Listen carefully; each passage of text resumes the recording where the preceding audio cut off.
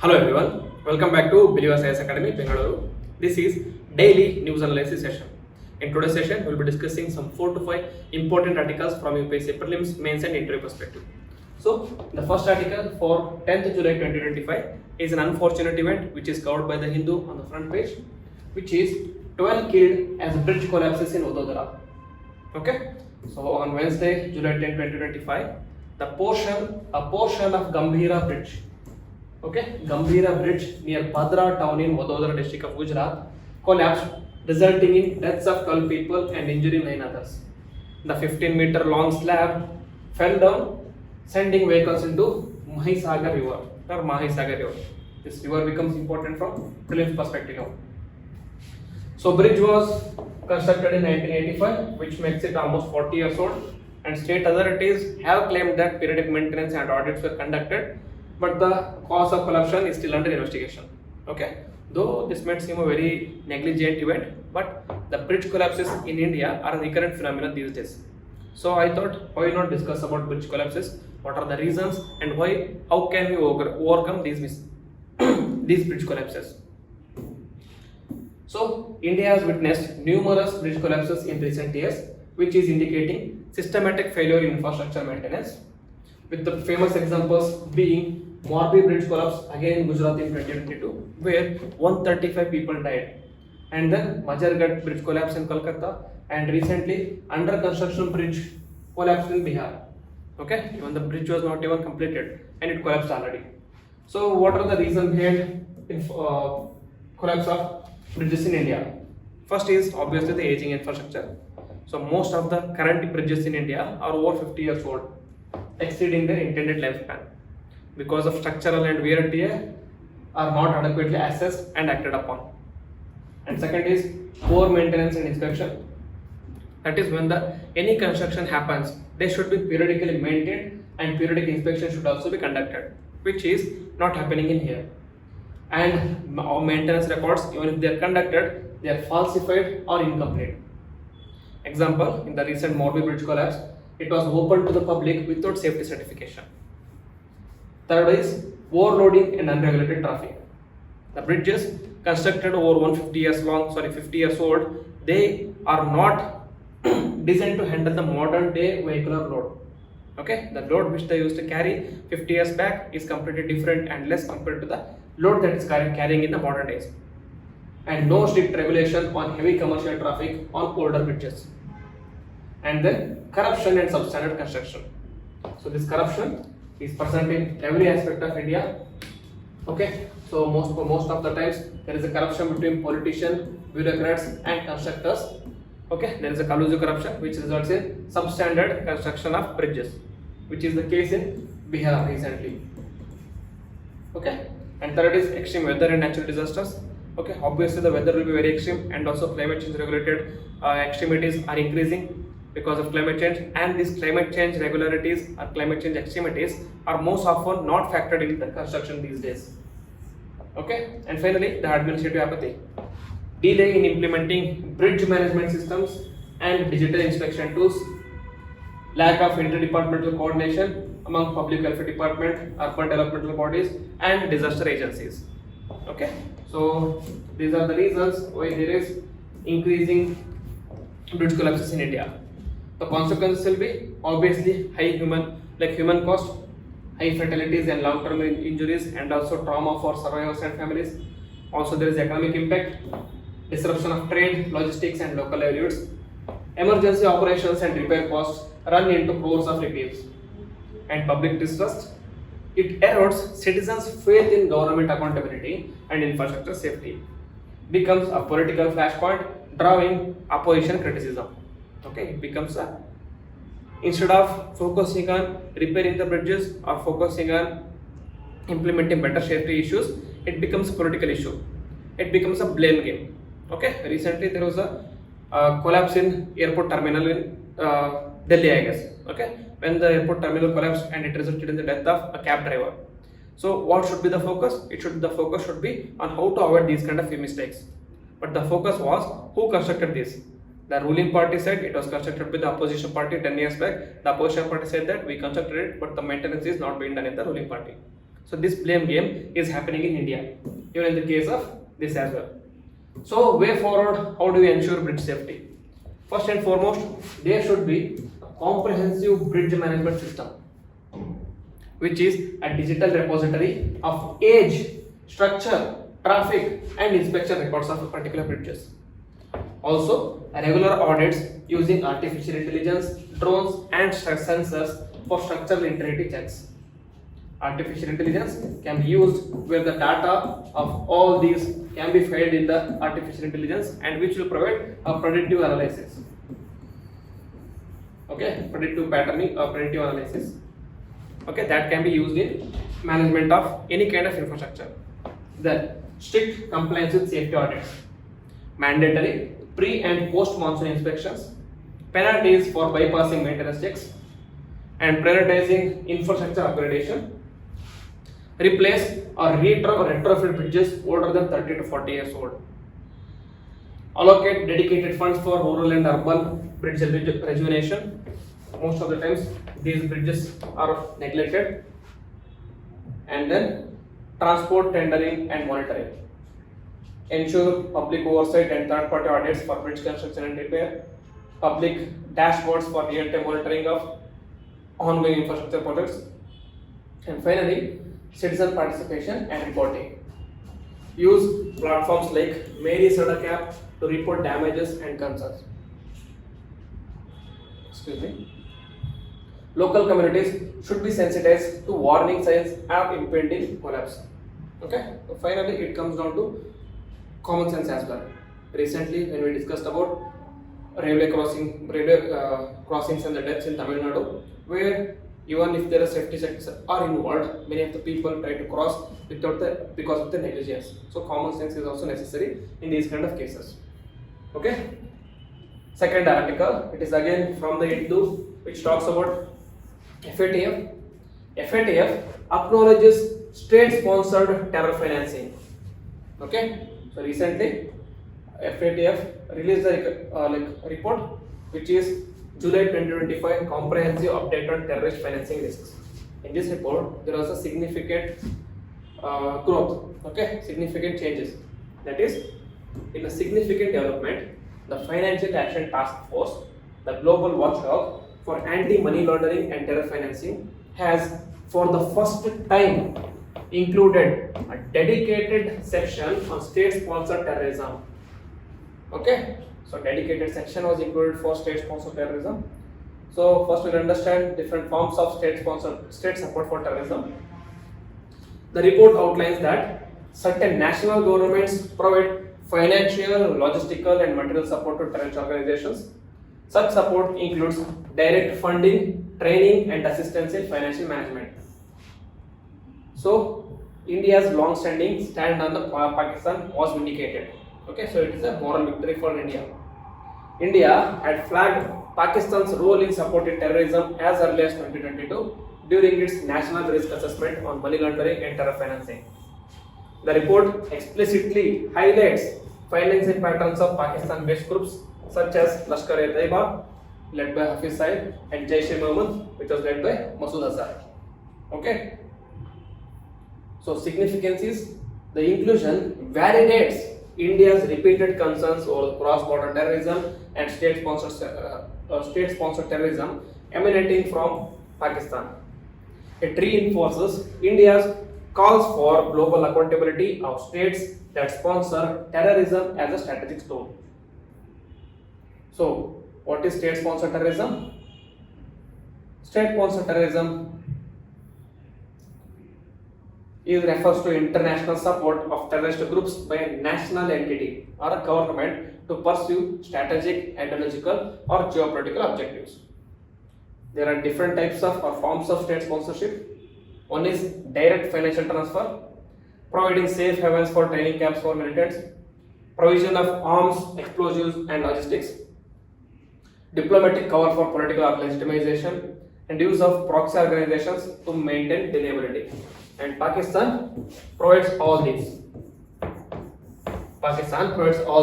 They are like, why go for one when you can provide all the five? Then FATF's role in addressing the terror funding. So FATF is an intergovernmental body founded in 1989 by the G8 countries to combat money laundering initially, and later it included terror financing as well. It maintains grey list and blacklist of non-compliant countries. Key FATF actions so far are: Pakistan was grey listed from 2018-22, led into financial and diplomatic pressure, demands transparency and revelations of NGOs, Hawala networks, and online donations, as well as real estate transactions. Okay, so this is about this article. Third article is again from the Hindu, which talks about a quote given by Prime Minister Modi. India, Africa must work side by side. Prime Minister Modi in Namibia. Okay, so recently Prime Minister Modi visited Namibia. He is on a country run. Okay, he is on a country run now. So previously he visited all the BRICS 5 countries. Now he is visiting African countries. So PM Modi addressed Namibian Parliament in Windhoek. He reaffirmed India's historic support in Namibia's independence since 1946. Conferred with Namibia's highest civilian honor, Order of Most Ancient Welwitschia Mirabilis. Okay, he is being honored with every highest honor of every country. So he is collecting these gems like Thanos. Okay, how Thanos used to collect gems, Prime Minister Modi is collecting highest civilian honors. Okay, civilian honors. So key highlights of the visit was India's engagement in Africa, not the Pakistan, is based on cooperation and not competition. It emphasized that Africa must be seen as a partner in value creation and not just a source of raw material. Namibia will adopt India's UPS system, first African country to do so. Very important for prelims. Okay, unified payment interface system was adopted by Namibia, which makes it the first African country. Agreement signed up, Entrepreneurship Development Center to be established in Namibia, cooperation in health and medicine. So Namibia also joins India-led alliances such as Global Biofuel Alliance and Coalition for Disaster Resilient Infrastructure. So lots of good outcomes for India's Prime Minister's visit to Namibia. PM Modi paid tribute to Sam Nujoma, Namibia's freedom leader, recalled India's support to SWAPO and anti-colonial struggle in Africa in the early days. So, we will understand India-Africa relations in a broader context. Okay, because he has been on a run to visit all the African countries, we have to understand the significance of Africa for India. There is historical background, shared anti-colonial movements and non-aligned movement. Okay, both of India and Africa were colonies of the European powers, such as England or UK and France. So both had to struggle for the freedom. Okay, they had anti-colonial movements. India supported liberation movements in various African nations through the non-aligned movement. And economic and strategic ties, India and Africa trade crossed $100 billion in 23-24. Indian investment in Africa exceeds 75 billion.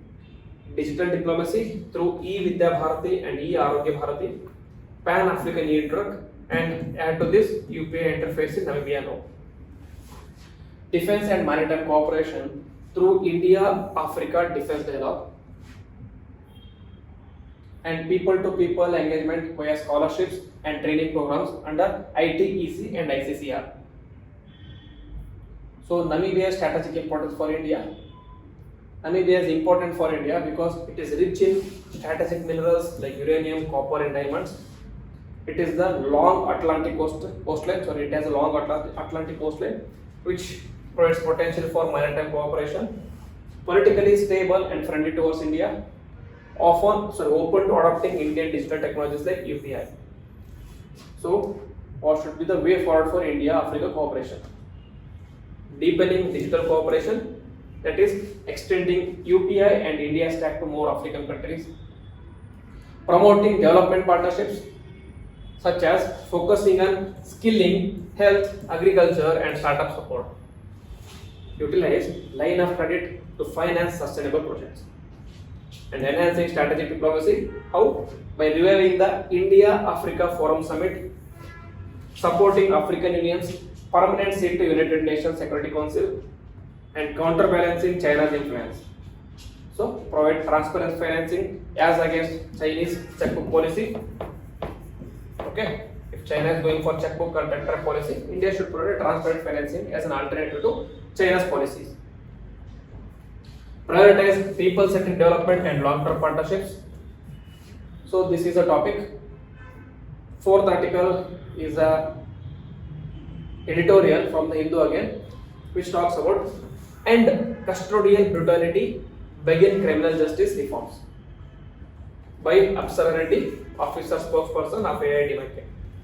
So the context here is the article highlights the disturbing rise of custodial deaths in Tamil Nadu, spotlighting recent cases such as Ajit Kumar, Raja and Vignesh and others.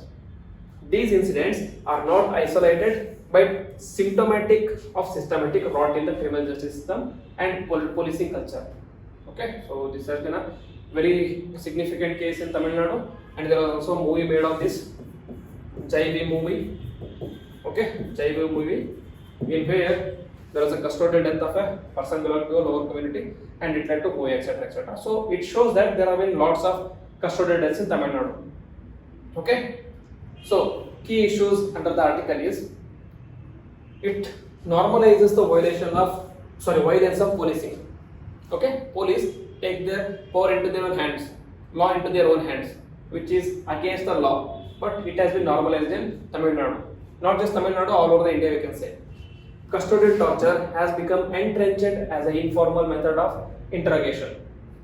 There is a greater focus on control, deterrence and hardware rather than human-centric policing. Okay, so in India, police have a feeling of fear. Okay, police put a feeling of fear on the people rather than the feeling of safety. In most of the countries, police are there to provide support or provide this welfare or provide safety. Provide safety. However, in India, as soon as you see the police, you get the feeling of fear. Okay, it is because of their brutal way of policing. Skewed budgetary priorities. Funds are disproportionately allocated to surveillance tech, vehicles and arms rather than training, mental health and sensitization of the police. Welfare of police personnel remains neglected, leading to stress-induced misconduct. Okay, if we support the welfare of the police, then they will be mentally stable to treat the prisoners or the custodians. However, that is not the case here, because they are already under lots of pressure. They take that pressure on the people who are in the jail or the custody. Then, need for police reforms. The article emphasizes on mental wellness, district level mental health units, quarterly counseling and psychological support to police, and revamping training curriculum. Include ethics, trauma informed investigation, human rights and community policing. And there is a lack of accountability and oversight in India. That is, current response mechanisms such as suspending a few constables are just superficial, because it is not just the constables who are involved in custodial deaths, it is also the higher authorities such as superintendent of police and PSF, police sub inspector, etc. etc. Call for comprehensive anti-custodial violence law with the time-bound investigation, civil society oversight, mandatory CCTV or video documentation and real-time audit systems. All this should be brought into effect. And reimagining the police role. Shift the perception of police from agents of authority to agents of service and justice. Okay, this is what I was supposed to say previously, but the communication of the English gave up. So uniform must symbolize empathy, responsibility and trust, but not intimidation, fear, distrust. Okay, then, so what are the ethical and governance dimensions of this custodial death? One is the ethical breakdown. Custodial deaths are violation of right to life under Article 21 and basic human dignity. State's moral responsibility, that the state has a non-negotiable duty to uphold justice, not through brute force but by rule of law and compassion. But that is not happening in the case. Burnout to brutality cycle. Lack of emotional support leads to moral desensitization and violence as an expression of trauma. Okay, so this is a vicious cycle. Pressure or the stress from home and the superiors is taken down on the prisoners. So the reform agenda is enact a dedicated anti-custodial torture law, which I explained before, in line with the international standards, institutionalize psychological care for law enforcement personnel, make CCTV surveillance mandatory, and transform policing from community-based policing methods. Okay, so very important articles, especially from base perspective. Note down important points which I told you. Then two more articles, especially important from prelims. Okay, so special climate visa, the case of Tuvalu Island. Okay, Tuvalu is an island nation in the Pacific Ocean, which is among the countries most vulnerable to climate change induced sea level rise. So recently, they signed a climate visa treaty with Australia. So this is Tuvalu Island, which belongs to Polynesia, which is found in Central Pacific Ocean, midway between Hawaii and Australia. It is part of Polynesia in the Oceania region. The capital is Funafuti. Total islands are 9 small islands and atolls. Important islands are Nanumea, Nakafutawa, and Nui Waitupu. Okay, the names are Polynesian names, so that is why they sound like that. So under this treaty, which is called as part of Philadelphia Union Treaty between Tuvalu and Australia, the Australia understands the issues of or the existential threat that is posed to the Tuvalu by climate change. So what the Australia is doing is Australia is providing climate visa so that 280 individuals or 280 Tuvaluans per year can enter Australia. Okay, Tuvaluan citizens will gain access to education, employment, healthcare, and pathway to permanent residency in Australia, so subjected to certain conditionalities. So that is the news, very important. A novel climate migration support or climate visa, which is very important aspect. You can use this climate migration or climate visa in your answers as well. Okay, so important point. Then second is National Maritime Domain Awareness Project.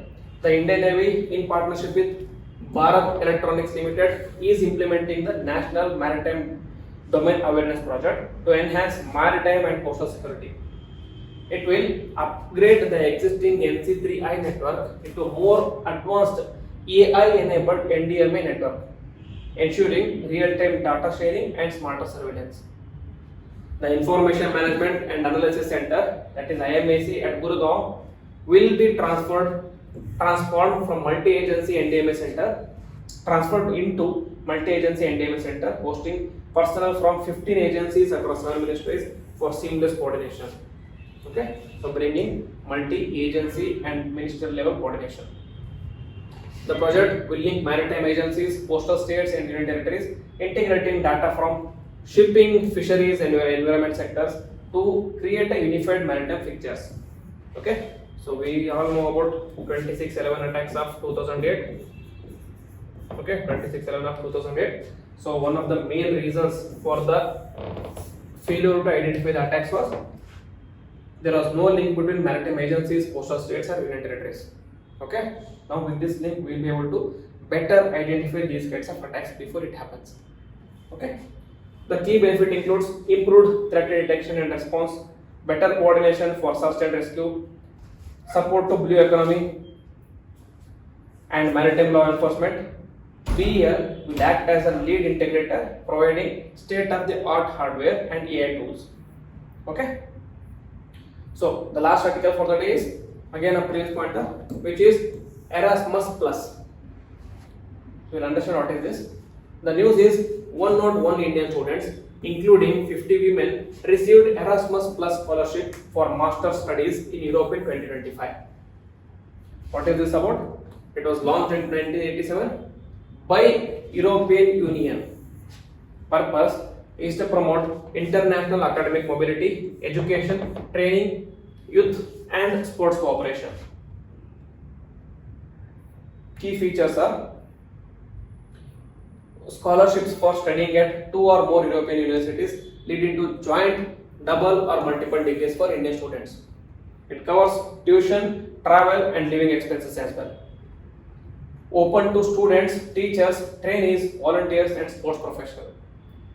supports internship of 2 to 12 months and Erasmus Mundus Joint Masters for 1 to 2 years. So objective is foster skills, employability, innovation and active citizenship. It encourages educational cooperation, youth participation and grassroots sports development. It will strengthen European identity and global engagement and also strengthens India-European Union's relations. It is managed and administered by European Commission, EACEA and individual national agencies or offices in partner and program countries. Okay, so very important scholarship or program you can say. So these are important articles for the day today. If you like the video, then please hit the like button, comment on it and also share with the friends. And if you are new to the channel, please subscribe to the channel and also click on the bell icon so that you don't miss any notification. With this, I will end the video. Jai Hind.